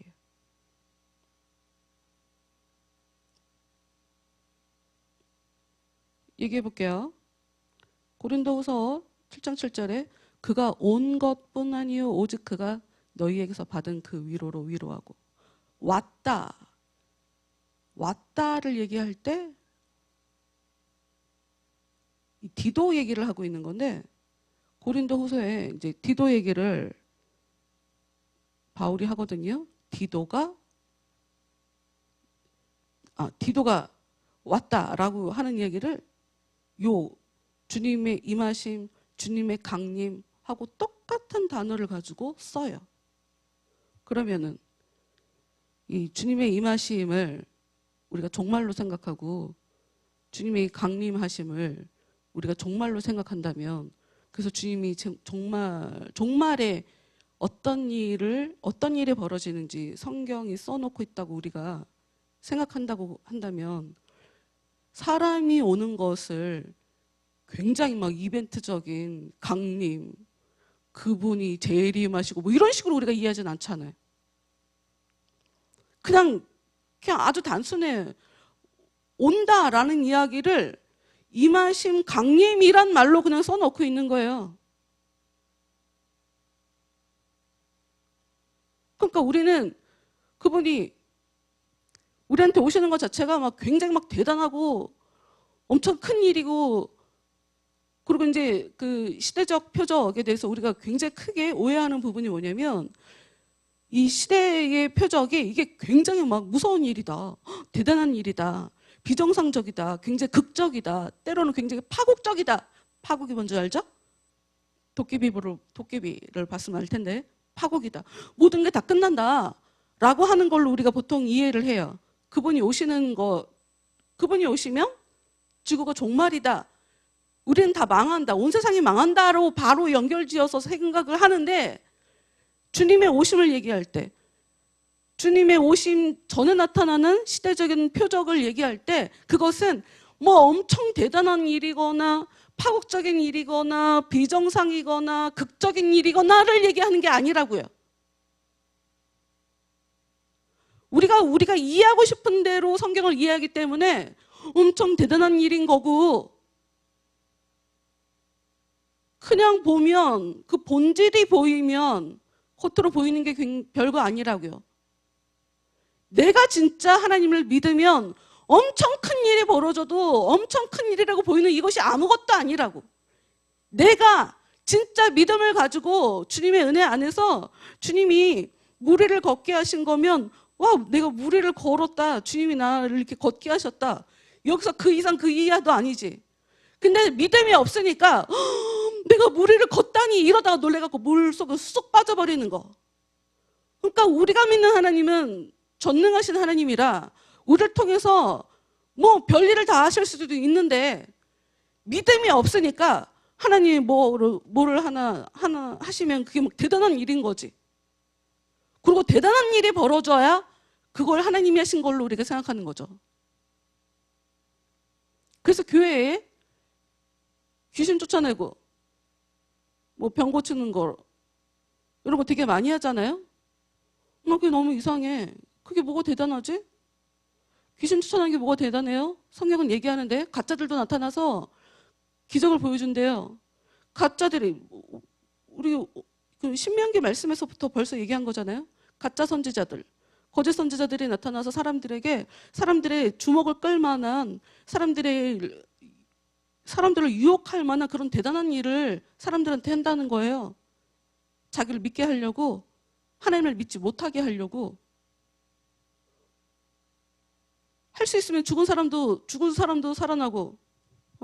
나 진짜 나 말씀 어디다 써놓은 거야.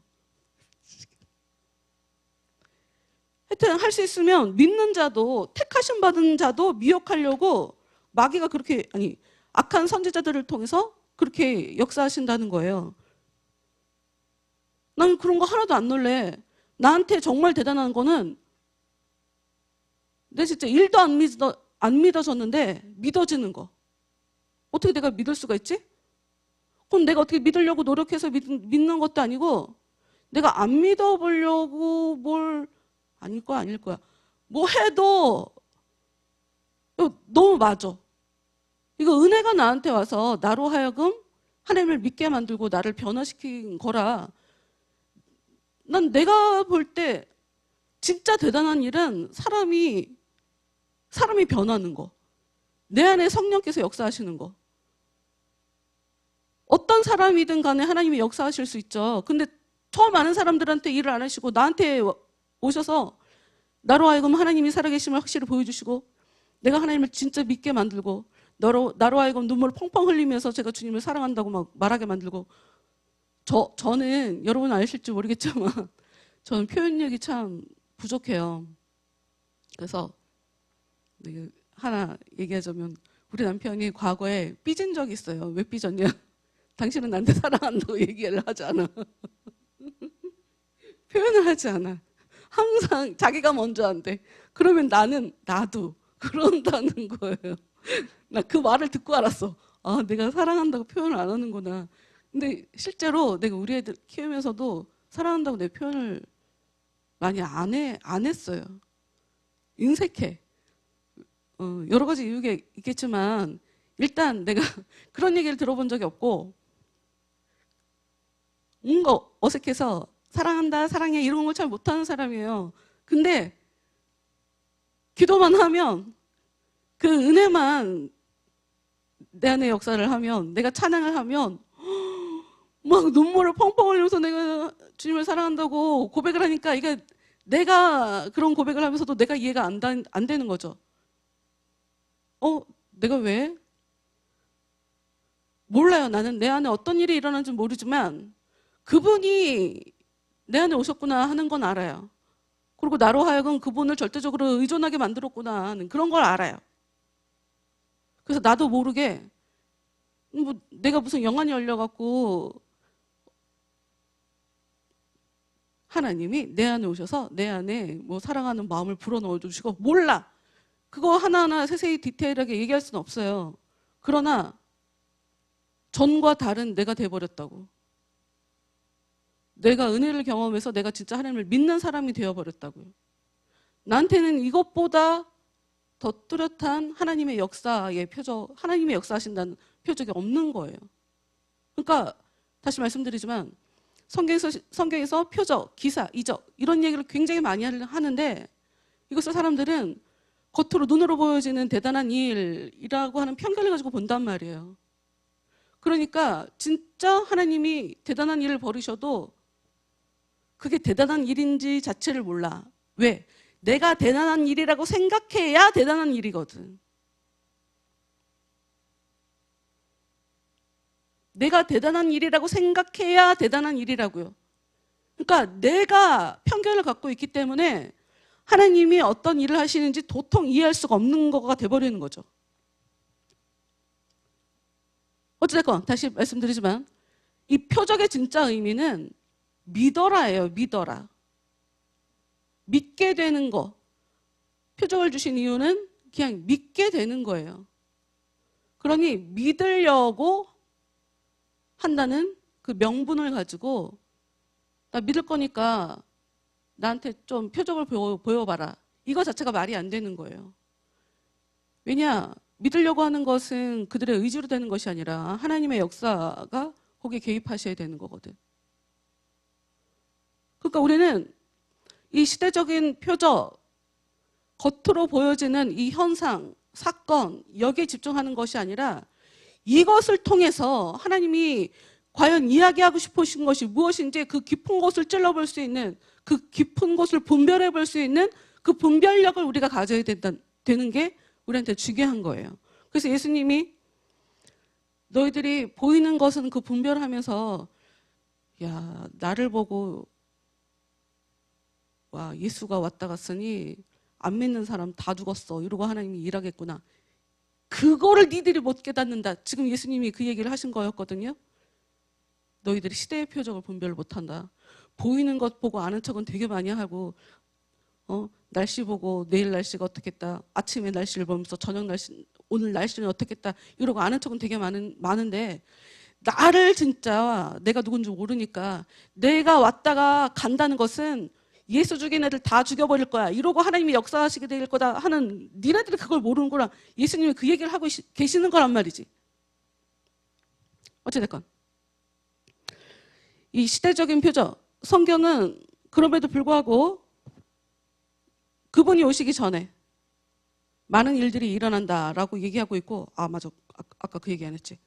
성령 강림, 주님의 오심이라고 하는 그 단어를 우리는 굉장히 거창하고 지구가 종말을 맞기 위해서 그분이 오실 거고 하는 굉장히 크게 그걸 부풀려서 거품 잔뜩 낀 그런 의미로 그렇게 성경을 해석하고 그런 눈으로 바라보고 있지만 성경을 깊게 들여다보면 그냥 그분이 어떠한 상태로든지 우리한테 다시 오신다는 거, 그게 주님의 오심이에요. 그러니까 종말이 일어나기 전에 내 안에 앞으로 종말을 준비하기 위해서 나를 살리기 위해서 내 안에 은혜로 찾아오신다면 이것도 주님의 오심이라고요. 성경에서 얘기하는. 이거가 우리한테는 진짜 중요하죠. 세상 끝에 그분이 오시는 게 우리한테 뭐가 중요해? 세상 끝에 그분이 오시는 게 우리한테 뭐가 중요하고 세상 끝에 그분이 오실 때 그 전에 어떤 일들이 벌어진지가 우리한테 왜 중요해요? 우리한테 진짜 중요한 건 내가 지금 내 안에 그분이 계신가 안 계신가를 확인해 보는 게 우리한테 중요한 거죠. 내가 진짜 내 삶을 통해서 지금 하나님이 역사하고 있는지 아닌지를 볼 수 있는 눈이 있다는 거, 이게 우리한테 중요한 거죠.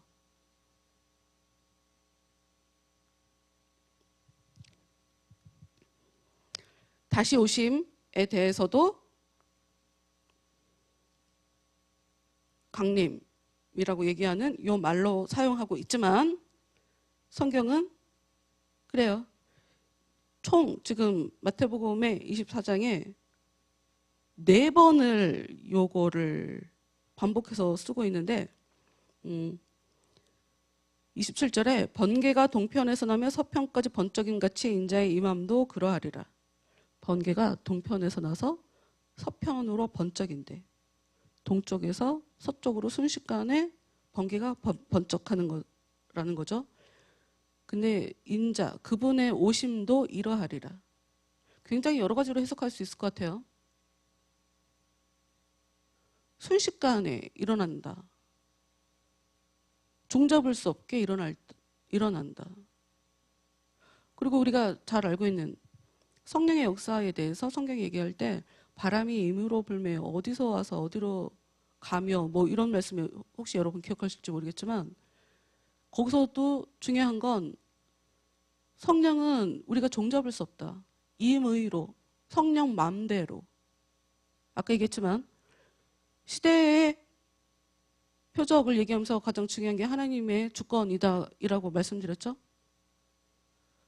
번개가 동쪽에서 서쪽에서 서쪽으로 갑자기 가는 거. 여기서 중요한 거 내가 번개 봤다가 아니에요. 그분이 역사하신다가 중요하죠. 그분 맘대로 역사하신다. 이게 중요하죠. 이해할지 모르겠어요. 또 노아의 때를 얘기하는 24장 37절에도 노아의 때와 같이 인자의 임함도 그러하리라. 언제 홍수 심판이 일어날지 몰라요. 언제 홍수 심판이 일어날지 몰라요. 그러나 어찌됐건 구원할 자를 구하고 망할 자를 망하게 하느라 그분이 오신다를 성경이 얘기하고 있고, 또 마태복음 24장 39절에 홍수가 나서 저희를 다 멸하기까지 깨닫지 못하였으니 인자의 임함도 이와 같으리라. 좀 전에 표적을 구하는 사람들에게 너희들한테 줄 표적이 없다. 너희들한테 줄 표적은 요나의 표적밖에 없다라는 그 얘기가, 너희들은 내가 죽고 다시 살아날 때까지, 내가 십자가에, 너희들이 나를 십자가에 죽이고 내가 확실히 죽었다가 다시 살아날 때까지 너희들은 내가 누군지 진짜 못 깨달을 거다. 너희들이 깨닫게 되는, 너희들이 보게 되는 표적은 죽은 사람이 살아나게 되는 표적, 죽은 사람이 땅속에 들어갔다가 사흘 만에 다시 살아나는 것을 보게 되는 그 놀라운 기적, 그것뿐이다 라고 얘기한 거와 지금 똑같은 의미예요. 홍수가 나서 자기가 죽어야 사람들이 모른다는 거예요. 홍수가 나서 자기가 죽어. 노아 때 그랬잖아요. 8명만 살았잖아요. 노아 말고 나머지 사람들은 다 죽었잖아요. 의인만 살고 나머지는 다 죽었잖아요. 근데 사람들은 자기들이 죽을 때까지 자기들이 죽는 줄 몰랐어요. 여러분, 그러니까 죽는 일은 벌어져요. 심판받는 일은 벌어져요. 근데 홍수가 언제 날까요?가 우리한테 그래서 중요한 게 아닌 거라는 거예요. 왜?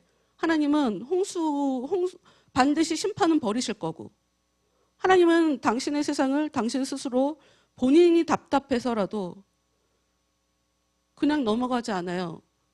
악인을 악인이라고 심판하셔야 되는 것이 하나님의 역사니까 절대로 심판 안 하고 그냥 넘어가시지 않을 거란 말이에요. 그러면 그 심판이라는 것은 반드시 일어나게 돼 있죠. 그러면 하나님은 심판하시기 전에 내가 살릴 애들을 다 노아처럼 미리 준비하게 만들 거란 말이죠. 그러니 홍수 나기 전에 무슨 일이 일어날까요? 비가 아예 안 올까요? 비가 한꺼번에 집중해서 오게 될 거니까 한동안 가뭄이 일어나려나? 뭐 이런 식의 궁금증이나 관심 같은 게 전혀 의미가 없다는 건 거예요. 인자의 임함이 그렇다는 거지. 어차피 그분이 오시면 살지 않을 애들, 그분이 오시면 자기들이 죽기 전까지 자기들이 죽는 줄 몰라. 악한 애들도 그럴 거야. 너희들이 아무리 주님이 오시기 전에, 종말의 때에 망하기 전에 살려고, 때로는 어떤 사람에게는 종말의 때를 알면 어떤 사람은 아무것도 안 하게 되는 일이 벌어지죠. 어떤 사람은 살려고 할 거고, 어떤 사람은 어차피 망할 거니까 아무것도 하지 않아요. 이 두 가지 모습으로 나뉘거든요. 그런 사람들에게 지금 성경이 경계를 하고 있는 거예요. 그러니까 예수님이 얘기하시는 경계는, 왜 정신 차려라, 주의 날이 임할지 너희들이 모르니까 왜 정신 차려라 그러는 거냐면, 종말을 앞두고 미리 알아서 그때가 되면 어차피 망할 거니까 난 아무것도 안 할 거야. 이것도 그렇게 하면 안 되고, 그때까지 그걸 알아서 그럼 그때까지 놀다가 그때가 돼서 그러면 해야지. 사실 의도 없이 알려고 하는 사람은 없으니까. 그렇게 해서도 될 일이 아니다. 인자의 임함도 이와 같다.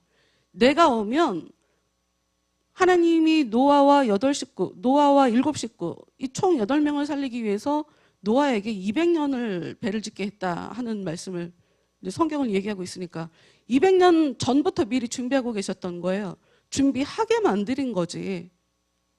그러니까 이 시대의 표적이란 이 단어, 굉장히 대단하고 놀랍고 기적 같은 일, 와 누가 봐도 하나님의 역사인 것 같아 라고 하는 그런 일이 벌어질 때 그것 자체가 우리한테 중요한 것이 아니라 나는 그럼 앞으로 더 이제 시작이라고 얘기하는데 성경이 6절 말씀에 무서운 일이 일어날 거야. 막 전쟁이 일어날 거야. 소문 날 거라고 전쟁이 일어날 거라는 그 소문이 들릴 거야. 근데 그거 걱정하지 마. 이제 시작이야. 이제 시작. 끝까지 가려면 한참 멀었어. 그 얘기는 무슨 얘기냐?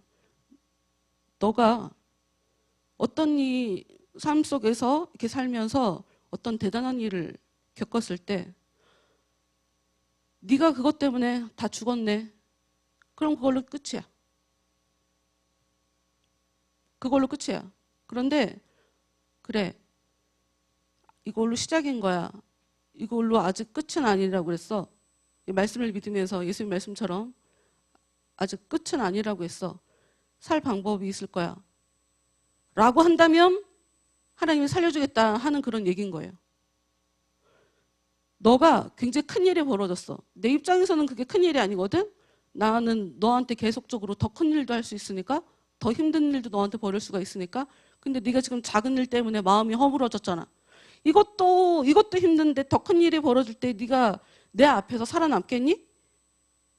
요런 하나님의 마음을 읽으라는 건 거예요. 여러분이 어떻게 어머? 시간이 왜 이래? 나 뭐 별로 얘기한 게 없는 것 같은데 벌써 40분이야?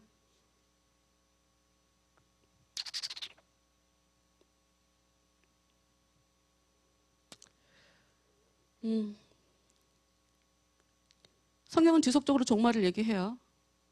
우리가 하는 가장 큰 오해는 성경에서 얘기하는 그 종말을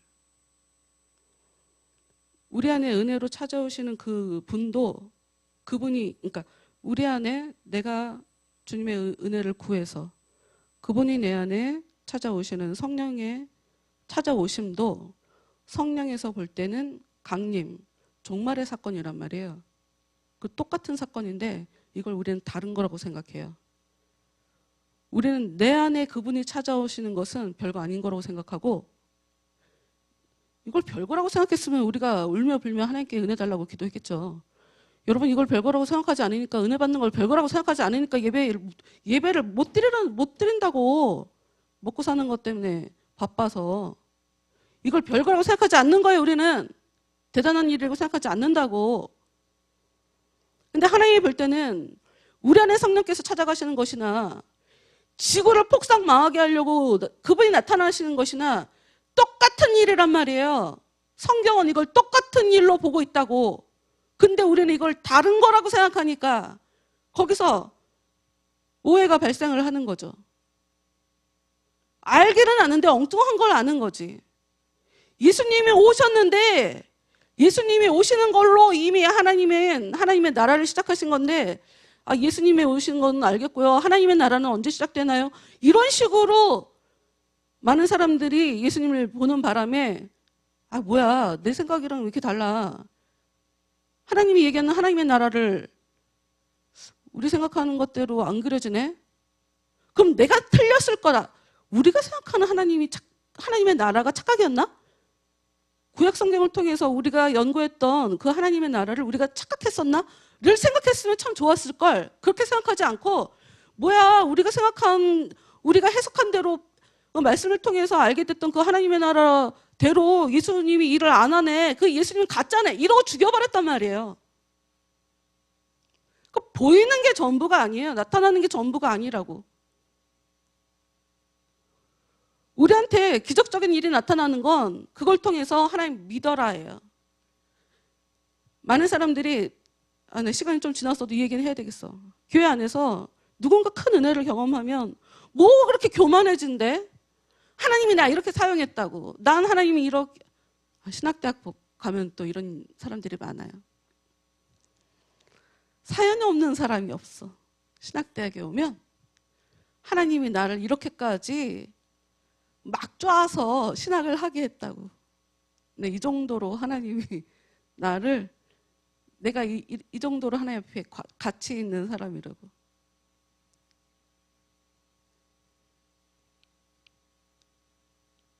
내가 겪은 하나님의 은혜는 절대 자랑거리가 아니에요. 사람들에게 하나님이 나한테 이렇게 역사해줬어. 나 대단한 인물이야. 그런 얘기인가? 그런 얘기하는 거 아니에요 지금? 나 이런 은혜 경험했어. 너 안 겪어봤지? 나 이렇게 하나님이랑 더 가까워. 하나님이 나를 이렇게 잘 알아주셔 나를. 기도하는 사람 무서워요. 건들지 마세요. 나 이런 얘기도 들어봤는데 이런 식으로 살아가면 곤란하다고요. 그러면 가짜야 가짜. 우리 안에 일어나는 그 어떤 일도 일 그 자체가 본질이 아니에요. 놀라운 일이 아니에요. 그 일을 벌이시는 하나님을 우리가 볼 줄 알아야 돼요. 일만 보면 안 돼. 보이는 것만 보면 안 돼. 보이는 것 속에 그 이면에 깊이 들어있는 하나님의 그 역사를 볼 줄 알아야 돼요. 그게 바로 영적인 눈이 띄어있는 사람이고 제대로 아는 사람인 거예요. 네. 어찌됐건 다음 주부터는 성경이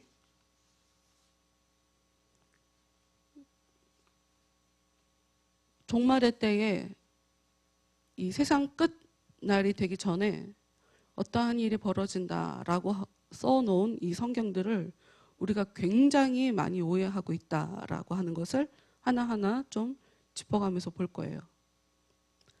여러분, 우리가 은혜를 이 시간에 구하면 돼요. 그냥 은혜가 오면 눈이 한순간에 바뀌어요.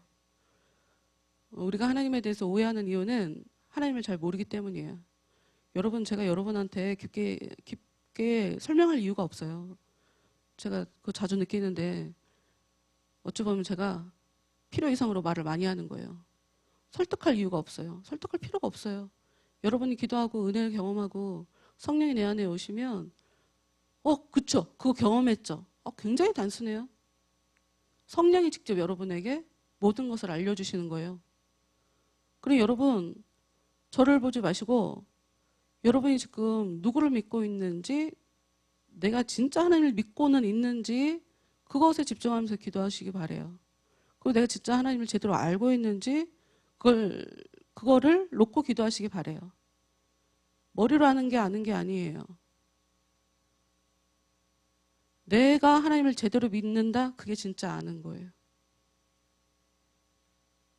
그게 진짜 아는 거예요. 내가 진짜 흔들리지 않는다. 어떠한 일에도 내가 흔들리지 않는다. 어떠한 어려움에도 내가 걱정하지 않는다. 염려하지 않고 내가 기도할 수 있다. 찬송할 수 있다. 감사할 수 있다. 죽인다 해도 네, 할 수 없어요. 된다. 이게 진짜 우리한테 집중해 봐야 할 문제인 거지. 믿음도 없으면서 내가 성경에 대해서 좀 안다고 하나님을 안다고 생각하시면 안 돼요. 아까 얘기했지만 다시 한번 우리 대통령 디스를 하자면 사람이 먼저다라고 그렇게 말씀하셨으면 좀 문제 있는 장관들은 잘라야죠. 근데 안 자르잖아. 사람은 먼저다라고 말만 하는 거잖아요. 내가 진짜 예수님 믿으면 힘든 일이 벌어질 때 마음에 평안이 있어야지. 그리고 이 땅에서 완벽한 사람은 없다고 은혜를 항상 채우기 위해서 주님께 계속 집중하며 살아야죠. 주님을 귀하게 여겨야죠. 그러고 안 하면서 내가 왜 문제가 없을 거라고 생각하고 편하게 살아요? 지금 2단계를 건너뛰면서 얘기했는데 그냥 손 놓고 사는 건 내가 다 됐다는 얘기 아니에요, 지금? 내가 아무것도 안 한다는 건 내가 주님을 믿는데 문제가 없다고 생각하는 거 아니에요? 아는 사람은 가만히 있을 수 없어요. 하나님이 뭔지, 마귀가 어떤 존재인지, 인간이라는 거 어떤 존재인지, 내 영적 현실이 어떤지를 아는 사람은 은혜 안에서 열심히 투쟁하면서 싸우면서 나하고 싸우면서 하나님의 은혜를 구하면서 철저하게 하나님을 의존적으로 살아갈 수밖에 없어요. 그게 아는 거예요. 손 놓고 살 수가 없어요. 정신 차릴 수밖에 없다고. 하여튼 은혜로 제 안에 찾아와 주세요. 제가 주님을 더 알 수 있게 주님 저에게 역사해 주세요. 그것만 가지고 다 같이 기도하도록 하겠습니다.